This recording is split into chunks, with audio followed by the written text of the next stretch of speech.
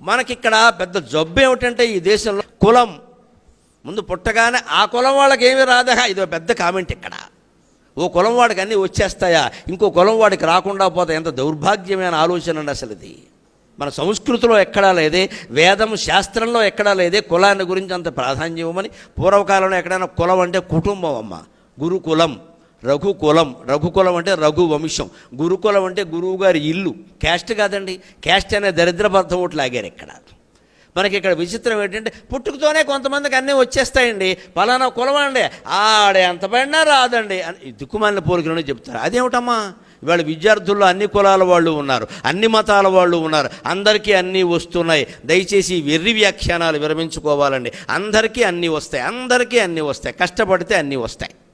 ఈ కులం అనే పిశాచాన్ని భారతదేశం మొత్తం నుంచి పంపించగలిగితే మళ్ళీ మనం అద్భుతమైన విశ్వగురు స్థానాన్ని మనం పొందగలం. విద్యార్థుల చేతుల్లో ఉంది, యువతుల చేతుల్లో ఉంది, యువకుల చేతుల్లో ఉందమ్మా.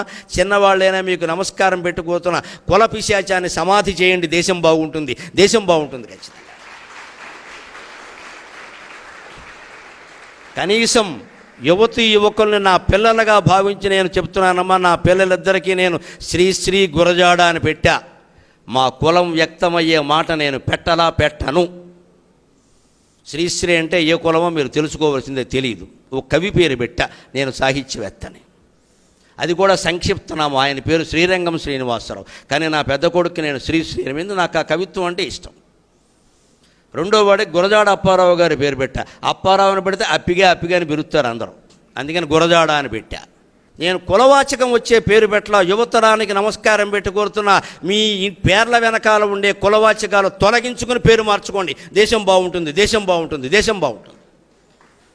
చాలా చాలా తక్కువగా చప్పట్లు మోగుతాయి నాకు తెలుసు. బాగా పట్టేసింది కులం మనకి మనస్సుకి. మీరు ఒప్పుకున్నా మీ పెద్దలు ఒప్పుకోరు, కానీ నేను చాలా ధైర్యంగా చెబుతున్నా, ఇప్పుడైనా తెగించి మన పేర్ల చివర ఉండే కులవాచకాలు తీసేసుకోవాలి, తోకలు తగిలించుకోవాలి, తీసిపారేయాలి, తోకలు తీసేయాలి. ఇదివరకు మొగాళ్ళకు ఉండేవి తోకలు, ఇప్పుడు ఆడాళ్ళు కూడా కొత్తగా నేర్చుకున్నారు. ఈ దరిద్ర పదాలు పోనంత వరకు దేశం బాగుపడదండి. పైగా కులం గురించి చెప్పుకోవడం చాలా గర్వం. కుల వృత్తులు ఉన్నాయంటే వృత్తులు లేవు. ఏ కులం వాళ్ళు ఏ వృత్తి చేసేవారు ఆ వృత్తులన్నీ పోయాయి. వృత్తులు పోయిన తర్వాత కులం దేనికైనా దెబ్బలు అడుగు చావడానిక. ఇప్పుడు ఓటింగ్ మొత్తం కులం ఆధారంగా జరుగుతుంది, గమనించండి. నేను ఎందుకు బాధపడి మాట్లాడుతున్నాను, నాకు ఓ కులం ఉందమ్మా, నాకు అభిమానం ఉండొచ్చు, కానీ దానివల్ల మనం బాగుపడం. నేను తొలగించుకోవలసిందే, మీరు తొలగించుకోవలసిందే. ఓటింగ్ ఏ రాష్ట్రంలో ఎక్కడ జరిగినా టికెట్ ఎవరికి ఇస్తున్నారో గమనించండి. ఏ కులం వాళ్ళు ఎక్కువ ఉన్నారండి ఈ నియోజకవర్గంలో, వాళ్ళకి ఇచ్చేయడం. వెంటనే మనవాడేరా అని వేసేయడం ఇక్కడ. మరి ఇంకెలా ఉంటుందండి దేశం? గాంధీ కులం చూసా బ్రిటిష్ వాళ్ళు ఇచ్చింది. భగత్ సింగ్ కులం ఏమిటి, చంద్రశేఖర్ ఆజాద్ కులం ఏమిటి, నెహ్రూ గారి కులం ఏమిటి, సుభాష్ చంద్రబోస్ కులం ఏమిటి, అల్లూరి సీతారామరాజు కులం చూశాండి త్యాగం చేసింది. అన్ని కులాలకి సంబంధించిన మహానుభావులందరూ స్వాతంత్ర సమరంలో పాల్గొన్నారే. మనం రాజ్యాంగాన్ని రాసిపెట్టిన ఋషీశ్వరుడు డాక్టర్ అంబేద్కర్ కులం ఏమిటి? కులం కూడా మనకెందుకండి అది? ఆయన మహానుభావుడు, ప్రాజ్ఞుడు, ఋషి, నమస్కారం చేస్తామంతే.